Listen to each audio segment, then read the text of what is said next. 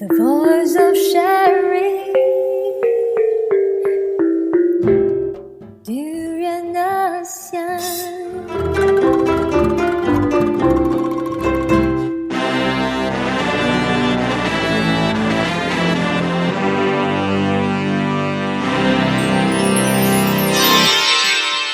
ASEAN Dailies.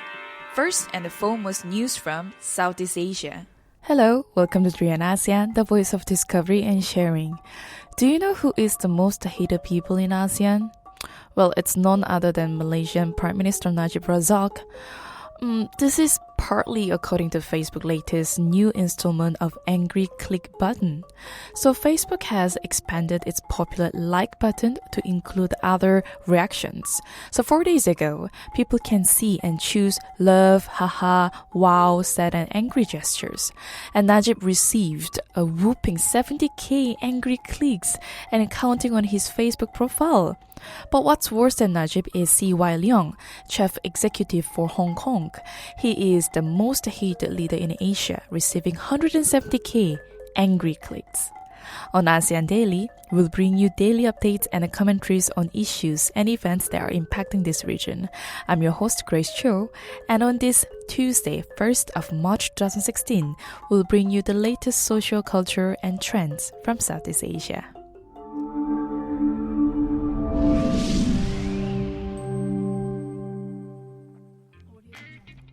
Our top story today. In Indonesia, an Oscar-nominated film reopens old wounds, meaning that Indonesia's first film production to be nominated for an Oscar is at once a source of national pride and also of shame. So Look of Silence centers on one of the worst massacres since World War II, when at least 500,000 people died in violence that raged after the General Suharto and the military took power following an abortive coup in 1965. And 1 million or more people were jailed and suspected of being communities. So up for Best Commentary at last Sunday's Academy Award ceremony, the film has forced many to confront one of the darkest periods in Indonesia's history and also remains banned from commercial cinemas. Successive governments have failed to address the events of 1965 as a lesson that needs to be learned by the nation, said Muhammad Leghorien of the National Commission on Human Rights. There needs to at least be official recognition, but it hasn't happened. But we feel happy this film has been nominated, so the world can see those events are finally being questioned. And despite all this ban going on, The Look of Silence, which has an Indonesia co-producer, is available online and had hundreds of private screens across Indonesia. And this year's nomination will be the second for director Joshua Oppenheimer, who similarly themed The Act of Killing, lost out in the Best Documentary category in 2013. I hope the films will energize the movement in Indonesia against impunity and against a system based on fear and intimidation, Oppenheimer told Reuters.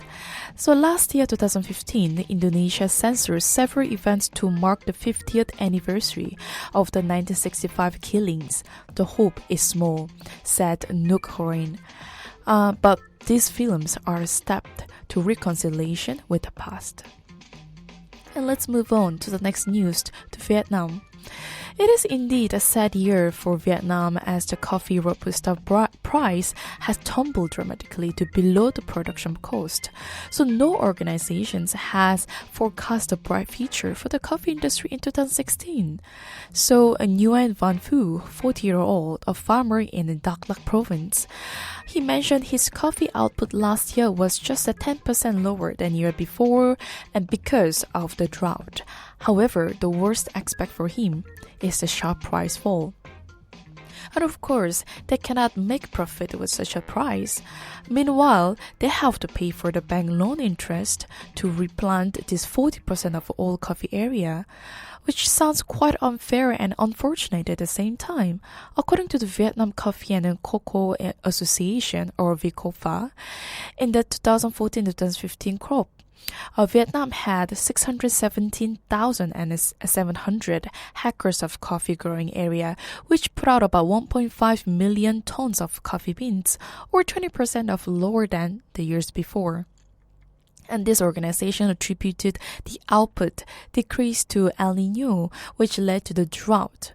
Meanwhile, the coffee replantation program is going slowly, and the old coffee area has increased. The coffee output decrease not only occurred in Vietnam, but in the world as well. So, according to the organization, the VCOFA said the world's output was 141 million bags in 2014 and 2015, or 8.5 million tons, down by 3.5%. So Vietnam coffee exports have become less attractive to importers because Brazil, Colombia, and Indonesia, Vietnam's main rivals, have devalued their currencies sharply. Despite the sharp fall in the coffee price, well, I wonder why the coffee prices in the cafe are still expensive. Isn't that a mystery? Well, anyways, the next news, we put a spotlight on Thailand. Thailand ranked 5th out of 25 countries in Asia for cybersecurity risks last year, and this is according to Romanian internet security software company Bitdefender. So globally, the country's exposure to cyber attacks was ranked 11th. The rankings were based on the quantity of malware detected, according to Michael Dominic, Managing Director of Bitdefender for Indochina. So India, Indonesia, China, and Vietnam were the top 4 for cybersecurity risk in Asia, respectively.